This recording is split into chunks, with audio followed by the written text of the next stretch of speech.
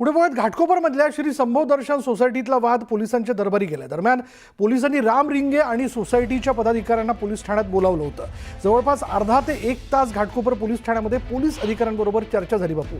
मात्र सोसायटीत असा मराठी गुजराती वादच नसल्याचं आणि सोसायटीत निवडणूक हरल्यानं राम रिंगे यांनी हे केल्याचं सोसायटीतील रहिवाशांचं म्हणणं आहे। तर राम रिंगे हे आपल्या आरोपांवर ठाम आहेत।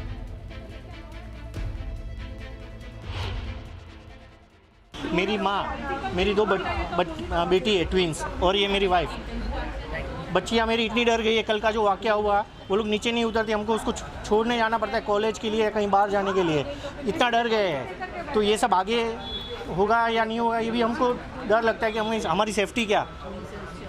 और हमने पुलिस ने हमको श्योरिटी दिया है इसके बारे में, इसलिए हम थोड़ा अभी रिलैक्स फील कर रहे हैं। पर ये बहुत गलत हो रहा है, ये जो हो रहा है। नाही, मला असं वाटत नाही। असेल जर त्यांच्याकडे तसं त्यांचं म्हणणं असेल तर त्यांनी ते साबित करावं। फक्त बोलण्यासाठी कुठल्या दुसऱ्या उद्देशाने बोलतायत की काय ते पण तपासायला पाहिजे। सध्या आमच्या कमिटीची म्हणजे सोसायटीची कमिटीचं इलेक्शन झालं, त्याच्यामध्ये आम्ही लोक निवडून आलो आणि ते निवडून नाही आले तर त्यांचा राग आहे की काय आहे ते सांगू शकतात। पण मराठी माणसाला कुठली अवहेलना मराठी माणसाची होत नाही या सोसायटीमध्ये। गोरे साहेब, म्हणजे तुमचं असं म्हणणं आहे का सोसायटीच्या इलेक्शनमध्ये हरल्यामुळे या सोसायटीवर राग काढला जातो? कदाचित तसंही असू शकतं। मुंबईतल्या घाटकोपरमध्ये मराठी गुजराती वाद पुन्हा पेटला। इथं काही गुजराती कुटुंबांकडून खानपानावरनं मराठी कुटुंबांना त्रास दिल्याचा आरोप केला जातोय। 2 दिवसांपूर्वी श्री संभव सोसायटीत मराठी रहिवाशी बाळा रिंगे यांच्यासोबत सोसायटी कमिटीचा वाद झाला। त्यानंतर तुम्ही मांसाहार करता, घाणेरडे लोक आहात असं गुजराती कुटुंबांकडून बोललं जात असल्याचा आरोप मराठी रहिवाशी बाळा रिंगेंनी केला। आणि या सोसायटीमध्ये 4 मराठी कुटुंब राहतात, त्यांना खानपानावरून त्रास दिल्याचा आरोप केला जातोय। आणि या सोसायटीचं इलेक्शन झालं त्यानंतरच मराठी विरुद्ध गुजराती असा वाद या सोसायटीत रंगला होता। या सोसायटीच्या व्हॉट्सअप ग्रुपवर मराठी कुटुंबांच्या विरोधात पोल घेऊन त्यांना टार्गेट केलं जात असल्याचा आरोप इथल्या मराठी कुटुंबियांनी केला आहे। सध्या या प्रकरणात पोलीस आणि सरकार नेमकी काय भूमिका घेतंय याकडे सर्वांचं लक्ष लागलंय।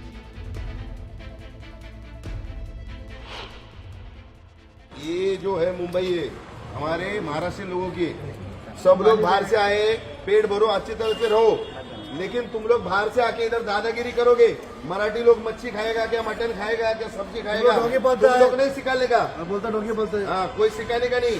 और मराठी लोग गंदा है तो इधर क्यों आए, आए क्या फिर कसला पोल काय मतदानाला उभा आहे का? मेसेज पण 3 मच्छी मटन खायचं लोक साखर। अरे आम्ही शांत बसतो, याचा अर्थ असं नाही।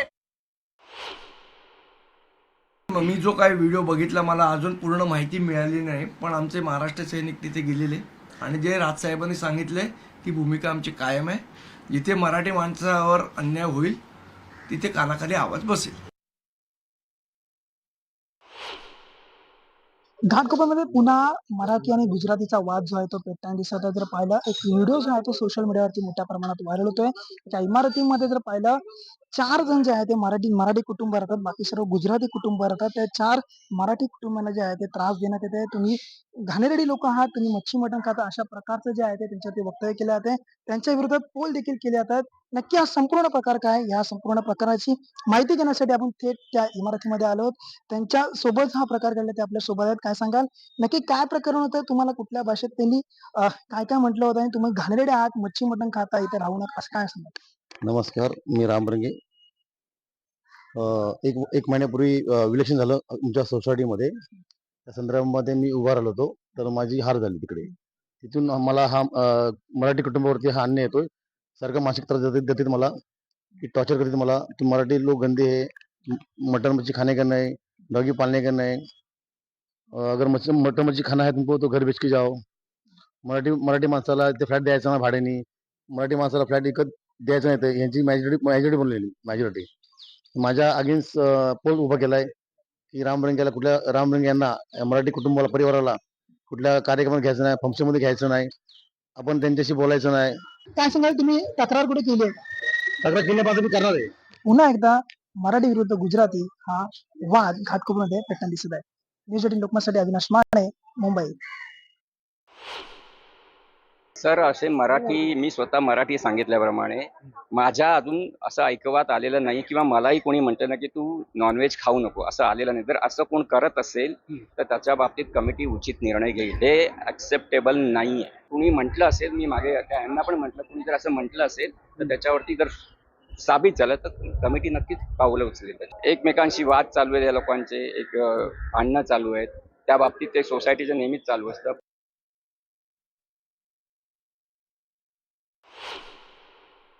विषय असा आहे की हे जे रंगे आहेत हे इलेक्शनला उभे होते सोसायटीच्या चेअरमन पदासाठी, कमिटी मेंबरच्या इलेक्शनला ते उभे होते.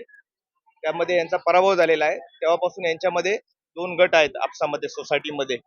आता आमच्या पोलिसांपर्यंत कुठली तक्रार आलेली नाही, परंतु पोलिसांना माहिती मिळाल्याने पोलीस स्वतः इथे आलेले आहेत. आम्ही आता हे जे सोसायटीचे जे दोन्ही गट आहेत त्यांची आम्ही एकत्र मिटिंग घेऊन यांच्या काय तक्रारी आहेत या आपण समजून घेऊ आणि याच्यामध्ये जर पोलीस तक्रारी स्वरूपाच्या काय तक्रारी असतील तर त्याप्रमाणे आपण कारवाई करू. काही लोक विचित्रपणा करतात आहे, हे विचित्रपणा आहे.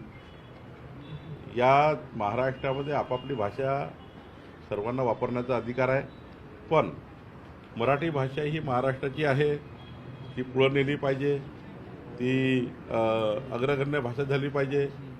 आमच्या माय मराठीचा आवाज हा संपूर्ण देशामध्ये गुंजला पाहिजे.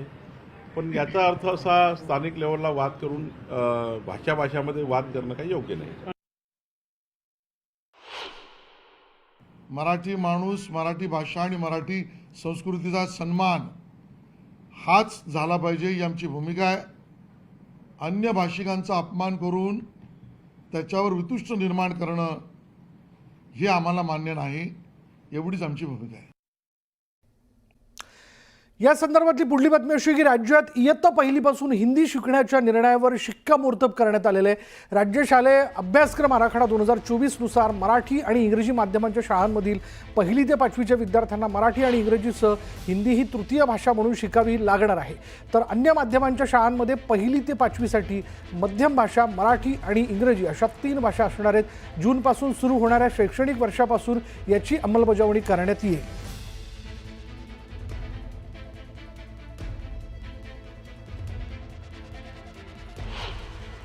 महाराष्ट्रामध्ये मराठी प्रत्येकाला आलोच पाहिजे हा आपला आग्रह आहे आणि त्यासोबत देशामध्ये एक संपर्क सूत्र तयार करण्याकरता हिंदी एक भाषा आहे की जी संपर्क सूत्राची भाषा आहे. त्यामुळे हिंदी देखील लोकांनी शिकली पाहिजे अशा प्रकारचा यामध्ये प्रयत्न आहे. पण कोणाला इंग्लिश शिकायचं असेल तर इंग्रजी शिकता येईल किंवा अन्य भाषाही शिकायच्या असतील तर कुठलीही भाषा शिकण्यापासून कोणालाही मनाई नाही. हिंदी राष्ट्रीय भाषा आहे आणि मराठी मातृभाषा आहे. दोन्ही भाषा आपल्या राज्याकरता, देशाकरता महत्त्वाच्या आहे. त्यामुळे मराठी ही प्रथम आहे, हिंदीला राष्ट्रभाषा आहे. त्यामुळे दोन्ही भाषेचा उपयोग हा प्रत्येक शाळेत झाला पाहिजे. सक्ती नाहीये, समजून घ्या जरा. त्या धोरणाविषयी आपण अधिक व्यापक अभ्यास करून त्याच्यावर चर्चा केली पाहिजे. एका वाक्यात उत्तर देण्याचा राष्ट्रीय शिक्षण धोरण हा विषय नाही. आता जाणीवपूर्वक हिंदी भाषा ही जी सक्तीची करतायत, मला तर वाटतं हे धोरण चुकीचं आहे. तुम्हाला 2 भाषा सक्तीच्या असू शकतात. एक तुम्ही ज्या माध्यमातून शिकता आहात ती भाषा, आणि दुसरी इथली महाराष्ट्रात असेल तर मराठी, कर्नाटकमध्ये असेल तर कन्नड, गुजरातमध्ये असेल तर गुजराती आणि उत्तर प्रदेशमध्ये असेल तर हिंदी. त्यामुळे ज्या 22 भाषांना मान्यता मिळालेली आहे त्या 22 भाषांपैकी एक भाषा हिंदी आहे. ही राज्यभाषा नाही, ही नॅशनल लँग्वेज नाही. चला महत्त्वाच्या बातमीने सुरुवात करूया. राज्यात पहिलीपासून हिंदीची सक्ती करण्यात येते, पण आम्ही हे खपवून घेणार नाही असा थेट इशारा जो आहे तो मनसे अध्यक्ष राज ठाकरे यांनी दिलाय. बापू, सरकारचे हिंदीकरणाचे प्रयत्न यशस्वी होऊ देणार नाही. केंद्र सरकारचं सर्वत्र हिंदीकरण करण्याचे प्रयत्न सुरू असून हिंदी भाषेची सक्ती खपवून घेणार नाही असं राज ठाकरे म्हणाले. हिंदी ही काही राष्ट्रभाषा नाही, त्यामुळे त्याची सक्ती करू नये. हिंदी भाषेच्या सक्तीच्या विरोधात सर्व पक्षांनी एकत्र यावं असं आवाहन ही राज ठाकरे यांनी केलं.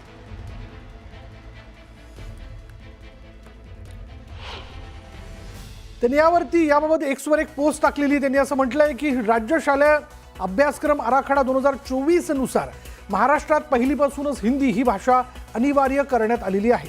मी स्वच्छ शब्दात सांगतो की ही सक्ती महाराष्ट्र नवनिर्माण सेना खपवून घेणार नाही.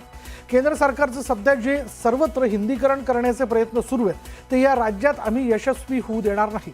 हिंदी ही काही राष्ट्रभाषा नाही, ती देशातील इतर भाषांसारखी एक राज्यभाषा आहे. ती महाराष्ट्रात का म्हणून पहिलीपासून शिकायची.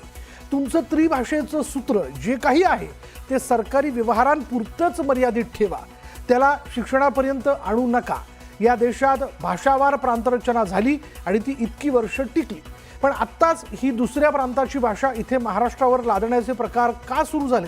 भाषावार प्रांतरचनेच्या तत्वालाच हरताळ फासला जातोय. दरम्यान राज ठाकरेंनी अभ्यासपूर्ण बोललं पाहिजे असं म्हणत भाजप नेते आशिष शेलार यांनी टोला लगावलाय. मला असं वाटतं की अभ्यास पूर्ण करून ते बोलतात किंवा बोलले पाहिजे ही माझी अपेक्षा आहे. पण त्यांना NEP नॅशनल एज्युकेशन पॉलिसी, राष्ट्रीय शिक्षा धोरण याची कॉपी आम्ही जरूर पाठवू. माझी अपेक्षा आहे ते आणि त्यांचे सहकारी याचा अभ्यास करतील. हेडलाईन्स प्रायोजक राजयोग पेंट्स, आनंद तुमचा, रंग आमचा.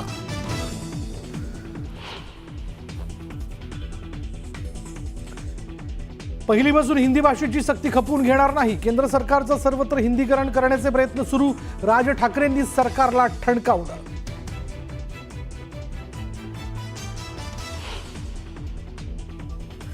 राज ठाकरेंनी राष्ट्रीय शिक्षण धोरणाचा अभ्यास करून अभ्यासपूर्ण बोलावं. हिंदी भाषेच्या मुद्द्यावरनं आशिष शेलारांचा टोला.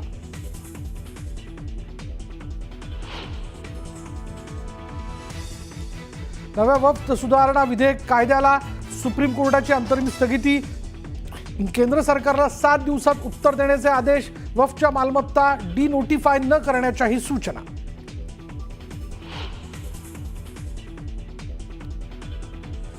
भाजप खासदार मेधा कुलकर्णींना अटक करा. नॅशनल कॉन्फरन्स फॉर मायनॉरिटीची मागणी. मेधा कुलकर्णींनी मशिदीत घुसून गोंधळ घातल्याचा आरोप.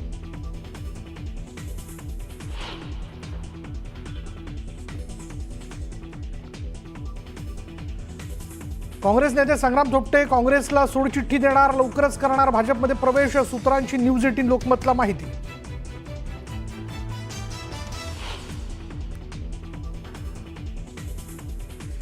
धनंजय मुंडेंच्या गालावरून वारं गेलंय. चांगली वाणी बंद पडली आहे, त्यांच्यासाठी सगळ्यांनी प्रार्थना करा. नामदेव शास्त्रींकडून मुंडेंची पाठराखण.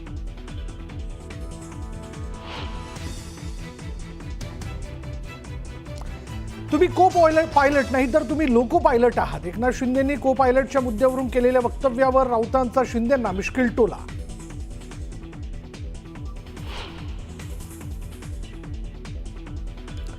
ठाण्यातील वाहनं धुण्याची सर्व सर्व्हिस सेंटर तात्काळ बंद करा. धरणामध्ये पाणी साठा कमी होत असल्यानं पालिकेची खबरदारी. तर सर्व सर्व्हिस सेंटर 10 जूनपर्यंत बंद ठेवण्याचे आदेश.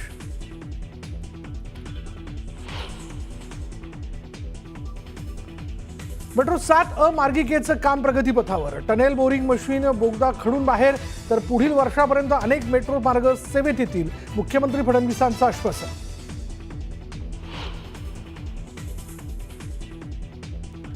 महेश मांजरेकरांना व्ही शांताराम जीवनगौरव पुरस्कार. तर भीमराव पंचाळेंना गानसम्राज्ञी लता मंगेशकर पुरस्कार. 15 एप्रिलला NSCI डोम इथं पुरस्कार वितरण.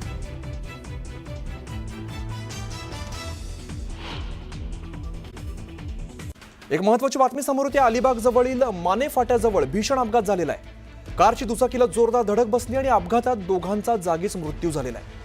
अपघातानंतर संतप्त जमावाकडून या कारची तोडफोड सुद्धा करण्यात आली आहे. मोहन जाधव आमचे प्रतिनिधी अधिकची माहिती देत आहेत. मोहन, अलिबाग जवळ हा अपघात झालाय, काय अधिकची माहिती आहे? अलिबागवरून मांडव्याकडे इनोवा जात होती. बाईकवर नवरा बायको होते, स्थानिक होते. त्यांना गाडी ठोकून फरफडत 500 मीटर वरती नेलं आणि ते नवरा बायको जागीच ठार झालेले आहेत. पण इथं इनोवामध्ये महिला आहेत, त्या महिलांना आणि ड्रायव्हर पण आहे, त्या ड्रायव्हरला ताब्यात द्या, तोपर्यंत आम्ही या इनोवा सोडणार नाही. पूर्ण गाडी फोडलेली आहे इनोवा. पोलीस या ठिकाणी पोहोचलेले आहेत मोठ्या प्रमाणात, पण गाडीच्या ठिकाणी 300 ते 400 जमावांनी घेराव घातलेला आहे या ठिकाणी. पण संताप व्यक्त केलेला आहे. नवरा बायकोंचा जीव गेलाय म्हणून हा संताप आहे. पूर्णपणे हा इनोवाच्या बाजूने हा ताबा घेतलेला आहे लोकांनी, पण पोलिसांनी आता लाठीचार्ज केलेला आहे, पूर्ण पांगवलेलं आहे, पण लोक अजिबात ऐकत नाही. जोपर्यंत ड्रायव्हर गाडीच्या बाहेर येत नाही तोपर्यंत आम्ही इथून जात नाहीये. पण ह्या जे स्थानिक जे बाईकवाले होते त्यांना फरफडत नेऊन नंबर प्लेट जे गाडीच्या रोडच्या साईडला जो नंबर प्लेट असतो बनायचा तो पण तोडलेला आहे. पूर्ण नुकसान या ठिकाणी झालेलं आहे आणि दोघांचा जीव गेलाय. पण निश्चित जमाव नुकसान पण इथून झालं, दोघांचा जीव गेलाय. धन्यवाद या सगळ्या सविस्तर माहितीसाठी मोहन.